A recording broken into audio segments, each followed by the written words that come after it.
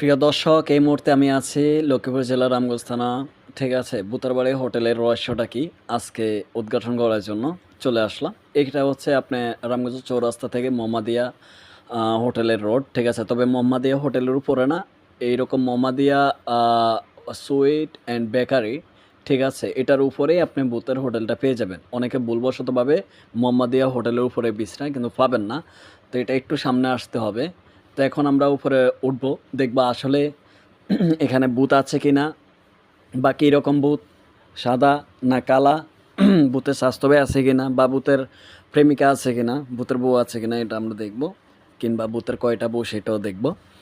তো এই হচ্ছে ভিতরের সাইড। এখানে বিএফই সাইড আছে, আনবিএফই সাইড আছে। মোটামুটি আজকে শুক্রবার ছিল, অনেক কাস্টমারই এখানে ভিড় করেছে। তো এখন আমি আপনাদেরকে নিয়ে যাব বুথের ঘরে। এই যে বুথের ঘরে, ঠিক আছে, এটা হচ্ছে মেন বুথ। ঠিক আছে, এই যে বুথের বাড়ি। কিন্তু দুঃখজনক বিষয় হচ্ছে বুথে এখানে থাকতে পারে না, কারণ এখানে অনেক কাস্টমার থাকে, যার কারণে বুথে থাকতে পারে না।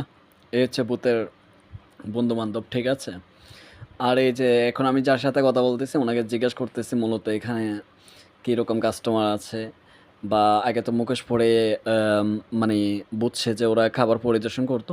তো উনি বলছে যে রাত্রে যখন 7টা-8টা বাজে তখন এটা হয়। তো আমরা আরেকটা ভিডিও বানাবো, অবশ্যই সেই ভিডিওটা আপনাদেরকে দেখার অনুরোধ রইলো। আসলে যেরকম ভাবছি যে এখানে বুথ থাকবে, মানে আকর্ষণীয় আরও কিছু থাকবে, আসলে এরকম কিছু না। ঠিক আছে, এই 2-1টা বুথের পেইন্টিং কইরা বা আ মুখোশ পড়াইয়া, নাম লেখায়া এই মার্কেট জয় করছে। তবে যতটুকু ভাবছি ততটুকু না। ঠিক আছে? তো সবাইকে দাওয়াত রইলো, আসবেন।